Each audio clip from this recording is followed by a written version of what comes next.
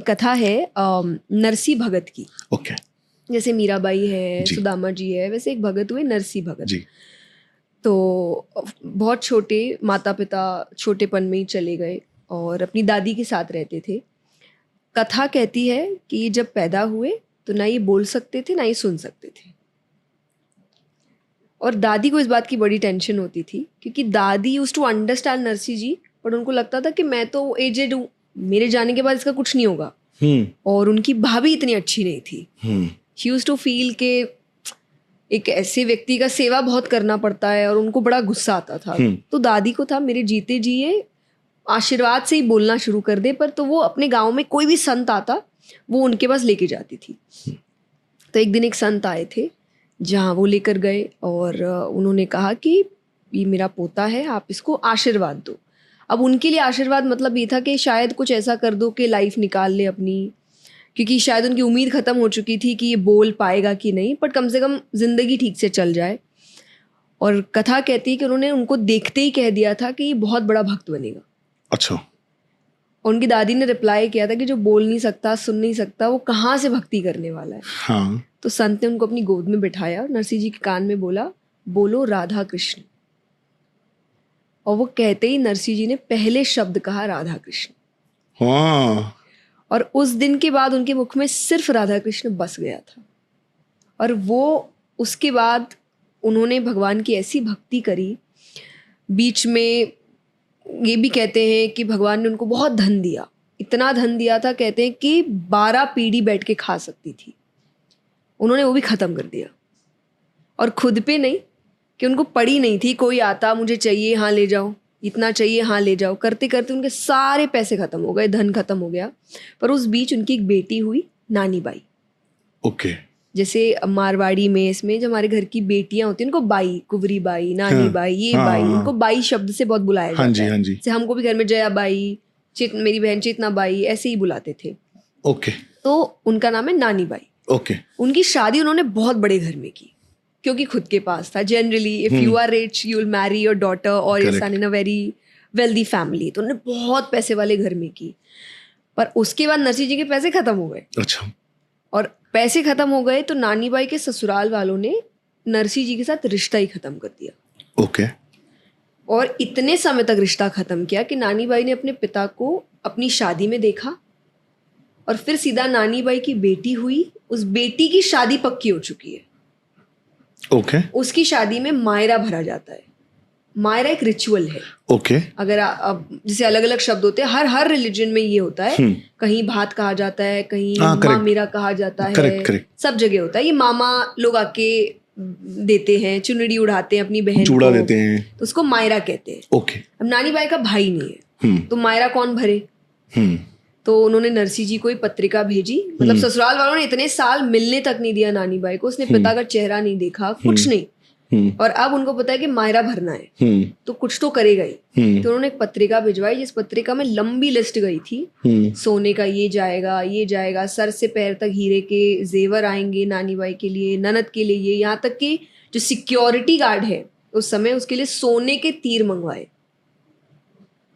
इतनी चीजें उन्होंने लिस्ट में लिखी कि अगर उसको आना होगा, और लास्ट में लिखा इतना होगा तो ही आना, वरना नहीं आना यहाँ पे। और नरसिंह जी एज यूजुअल क्योंकि उन्होंने कभी लाइफ में अपने ऊपर भरोसा नहीं किया, उन्होंने कृष्ण जी पे किया। वो लिस्ट देख के भी बहुत खुश हुए और बोले इसको तो भगवान को भरना है। हाँ। मुझे तो भरना ही नहीं है, मेरा बेटा तो वही है, नानी बाई का भाई वही है। और वो 16 सूर्यों के साथ, सूर्या मतलब होते अंधे साधु, सूरदास, 16 सूर्यों के साथ वो गए मायरा भरने के लिए। हाँ। और वहाँ उनको बहुत सताया गया, उनको खाना नहीं दिया, उनको रहने की जगह नहीं दी, उनको टूटी हुई दुकान दी जहाँ कीड़े मकोड़े चल रहे हैं, गद्दा नहीं, चादर नहीं, पूरा गांव उनका मजाक उड़ाता था। मतलब बहुत सताया। और इस एंड तक नानी बाई को सताया कि नानी बाई ने उनसे वो मिलने आई और खूब चिल्लाती है कि किसने बोला था आने, जब पैसे हैं नहीं, कुछ कर नहीं सकते, तो तुम आए क्यों, मेरी बेइज्जती करने आए थे यहाँ पे, और यही करना था तो मुझे पैदा होते ही मार देते। वो चुपचाप सब सुन रहे। और फिर लास्ट में उसने बोला कि मैंने शायद अपने पिछले जन्म में बहुत भयानक पाप किए थे, तो मुझे तुम्हारे जैसे पिता मिले। इससे अच्छा तो यही था कि मैं ही मर जाती है, तुम भी नहीं होते, बेटर होता, कम से कम मेरी जिंदगी आसान होती आज। और वो इस पर भी उनको यही समझाते हैं कि ठीक है, काम कर, अपने ससुराल वालों के पास जा और एक और कागज लेकर आ मायरे का, उनको और क्या क्या चाहिए। अच्छा। अब ये उनका रीजन था, जिसे हम आज के समय में अगर लेके जाए कि जब इंसान दुखी होता है तो उसको खाली नहीं बैठना चाहिए, ओवर थिंक करता है। तो उनको समझ आ गया कि ये इतनी दुखी हो गई कि अब ये खाली बैठी तो ये पहला काम तो शायद करेगी, कुएं में कूदेगी। तो इसको बिजी रखते हैं। ओके। तो ये जाएगी, ससुराल वालों को बोलेगी, ससुराल वाले 2 बात बोलेंगे, फिर ये मनाएगी, वो लिखने बैठेंगे, वो उससे पूछा। इसमें मुझे काफी टाइम मिल जाएगा क्या करने के लिए, कृष्ण जी को डांटने के लिए। हाँ, अच्छा। उसमें कृष्ण जी को डांट रहे हैं। बहुत सुंदर भजन आता है कि कर्मा कहीं थारी काकी लागे, मीरा कहीं थारी मौसी लागे, कि ये लोग क्या परिवार वाले थे क्या, चले गए। लेकिन फिर कहते हैं हाँ, आप समझ आ रहा है, कर्मा ने खिचड़ा खिलाया था, मीरा ने दूध पिलाया था, भले ही जहर मिला, लेकिन खाने पीने का काम हो तो ही पहुंच जाता है। जहाँ घर से पैसे लगते हैं वहां इसको आने में इतना टाइम लग रहा है। और कहते हैं वो सब करने के बाद, नरसिंह जी की प्रार्थना सुनने के बाद भगवान आते हैं, महाजन का रूप बना के आते हैं, जिसे कहते हैं कि सेठ जी, व्यापारी, वैसे रूप में आते हैं। और उस एज में, जो मेरे हिसाब से ये कथा होगी आपके हुमायूं काल की, 500-600 साल पुरानी घटना, उस समय भगवान ने 56 करोड़ का मायरा भरा था। 56 करोड़, उसी को हम कहते हैं नानी बाई का मायरा। कि भगवान आए, भगवान ने मायरा भरा। पर ये कथा आपको सिखाती कि आते तो हैं, पर आने से पहले इतना पेशेंस भी आपका चेक करते हैं कि आप उनको सिर्फ अपने मतलब से नहीं बुला रहे।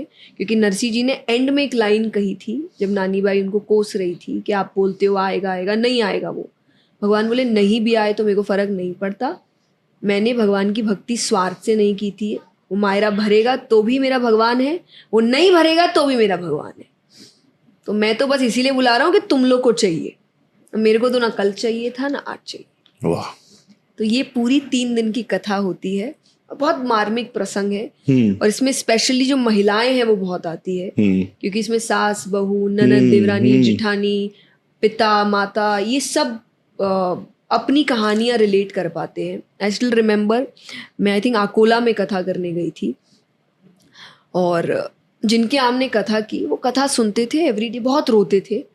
और फिर जाते जाते उन्होंने मुझे कहा कि आपको पता है मैंने आपसे कथा क्यों करवाई? कि उनकी बेटी के साथ एग्जैक्टली ये हुआ था। शादी के 25 साल तक उनके ससुराल वालों ने मिलने नहीं दिया था। तो बोले मैं कैसे मिलता था? मेरी बेटी की एक पसंदीदा गाना था दोनों का। तो मेरा एक दोस्त था जो ऑटो चलाता था, तो मैं उसका ऑटो लेके जाता, इसके घर के सामने ऑटो रखता, बेटी को टाइम पता था, वो छत पे आती, मैं गाना चलाता और वो गाने से समझ जाती, वो पहुंचती, हम सिर्फ एक दूसरे को दूर से देख लेते थे। हमने 25 साल ऐसे ही निकाले। 25 साल बाद बच्चे हुए, बड़े हुए, तब उन्होंने लड़ना शुरू किया कि मम्मी जाएगी, मम्मी करेगी। उन्होंने कहा कि कथा में वो आई है और कथा में वो मेरे साथ बैठ के कथा सुन रही है, इसीलिए मेरी ये कथा इतनी इंपॉर्टेंट है।